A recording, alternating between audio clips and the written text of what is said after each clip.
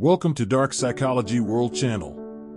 What we bring is the 38 letters from J.D. Rockefeller to his son, perspectives, ideology, and wisdom. Letter 11. Good luck depends on planning. Dear John, some people rely on their extraordinary talents, destined to become a remarkable king or great man. Like old Mr. McCormick, he has a head that can create luck, know how to move the harvester, becomes the sickle that harvests banknotes. In my opinion, McCormick Sr. was always an ambitious man, an industrial tycoon with business capabilities. He liberated American farmers with his harvester.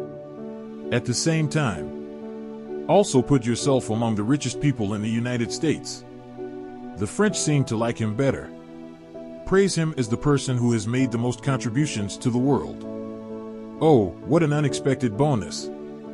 This guy could only be an ordinary farm implement dealer. Of business wizards, said a profound saying. Luck is the remnant of design. This sentence sounds really confusing. It means that luck is the result of planning and strategy. Or does it mean that luck is what remains after planning? My experience tells me both meanings exist. In other words, we create our own luck. Any of our actions. It is impossible to completely eliminate luck. Luck is an inescapable blessing in the planning process. McCormick understands the true meaning of luck. Opened the door to luck. So I am very interested in McCormick harvesters being marketed around the world. It's no surprise that it's a product that never sets. However, in our world, it's hard to find someone like McCaw, a person who is good at planning luck like Mr. Mick. It's also hard to find people who don't believe in luck, and people who don't misunderstand luck. In the eyes of ordinary people, luck is always innate. Whenever you find someone getting promoted in their job, dominant in the business world, or taking a certain field, if they succeed, they will be very casual, even said in a contemptuous tone. This guy is so lucky. It was good luck that helped him. This kind of person can never be in debt. A great truth that makes you successful. Everyone is the designer and architect of his own destiny. I admit that just like people cannot live without money, one cannot live without luck. But if you want to make a difference, you can't just wait for luck to come your way. My credo is that I don't rely on God-given luck, but I relied on luck in planning to rise to the top. I believe good planning can influence luck. Succeed even under any circumstances. Affect luck. The competition I implemented in the oil industry, the cooperation plan just proves this point. Before that plan started, refiners work on their own. Lustful. The result was devastating competition. This kind of competition is certainly a good thing for consumers. But falling oil prices spelled disaster for refiners. At that time, most refiners are in loss-making business, falling into bankruptcy one by one. I am certain to revive interests and make money forever. This industry must be tamed. Let everyone do business rationally. I see this as a responsibility. However, this is difficult to do. This requires a plan.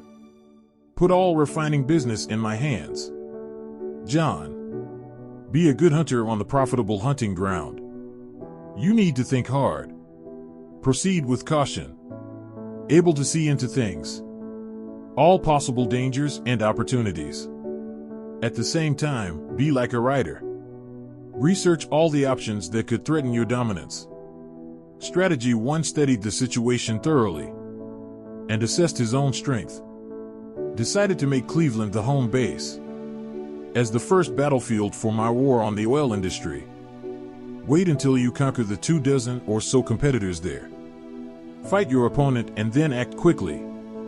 Open up a second battlefield, aiming to conquer all those opponents. Establishing a new order for the oil industry. Like a commander on the battlefield. Choose what targets to attack. To know first, which weapon is the most effective to choose. To achieve successfully, plan to unify the oil industry under my control. A thorough solution to the problem is needed. That's money.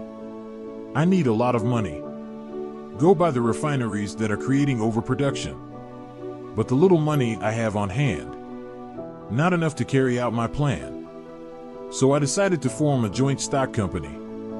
Bring in investors from outside the industry. Soon we will have millions of assets. Standard Oil Company incorporated in Ohio. Capital expanded significantly by 3.5 times in the second year. But when to take action is a matter of knowledge. Long-term businessman. Always good at finding opportunities from every disaster. This is what I do. Before we begin our journey of conquest, the oil industry is in chaos. The current situation is deteriorating. 90% of Cleveland's refiners, already almost overwhelmed by increasingly fierce competition. If we don't sell the factory, they can only watch helplessly. Go to your own destruction. This is the best time to acquire your opponent. Take acquisition action at this time. Seems unethical, but this cannot be done with the kindness of a woman. Shopping malls are like battlefields. The significance of strategic goals. It is to form a state that is most beneficial to one's own side. For strategic reasons. My first choice to conquer. Not a vulnerable small company, but the most powerful rival, Clark Penn Company. This company is well known in Cleveland. And ambitious. Same as me. They also want to annex my Star refinery. According to, before the opponent makes a move, I decided to strike first. I took the initiative to meet Clark Penn, the company's largest shareholder. My old friend from high school, Mr. Oliver Payne. I told him, the era of chaotic downturn in the oil industry is over. To protect the oil industry on which countless families depend, I want to build a large, high-performing oil company, and invited him to join.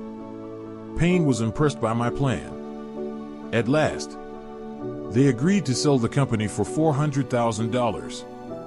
I know, Clark Penn is not worth the money, but I didn't reject them. Eat Clark Penn Co. means I will achieve the status of the world's largest refiner.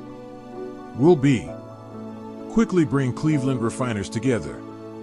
Act as wall vanguard. This trick is really effective. In less than 2 months from now, there are 22 competitors, owned by Standard Oil Company, and eventually made me the big winner at that acquisition site. And this gives me unstoppable motivation. In the next 3 years, I conquered Philadelphia and Pittsburgh in a row. Aldermore Refiners became the sole owner of the U.S. oil refining industry. Thinking about it today, I'm so lucky. If I had only lamented my bad luck at that time, choose to go with the flow. Maybe I've already been conquered, but I planned my luck. Anything can happen in the world. That is, nothing will happen for nothing. Those who follow the crowd and stick to the rules, I disdain. Their brains are filled with wrong ideas. I feel complacent because I think I can escape unscathed. John wants to keep our good luck going. We have to carefully plan our luck. And planning luck requires good planning. A good plan must be a good design. Good design can definitely work. You need to know, when conceiving a good design, 2 basic conditions must first be considered. First, the first condition is to know your goals. For example, what do you want to do? Even what kind of person you want to be. The second condition is to know what resources you have, such as status, money, interpersonal relationships, and even abilities. The order of these 2 basic conditions is not absolute, unchangeable. You may first have an idea and a goal. Only then begin to search for suitable targets for these resources. You can also mix them together. Form the third and fourth methods. For example, having a certain goal and a certain resource. To achieve goals, you have to selectively create some resources. You may also have some resources and a goal. You must use these resources. Raise or lower goals. You adjust goals based on resources, or adjust resources according to goals. Then there will be a foundation.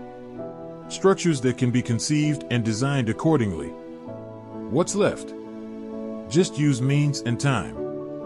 Go fill it in and wait for luck to come. You need to remember, my son, designing luck is designing life. So while you're waiting for your luck, you need to know how to guide luck. Give it a try. Love you, Father. Thanks for listening to Dark Psychology World Channel. We will continue to bring you in the next issue. 38 letters from J.D. Rockefeller to his son.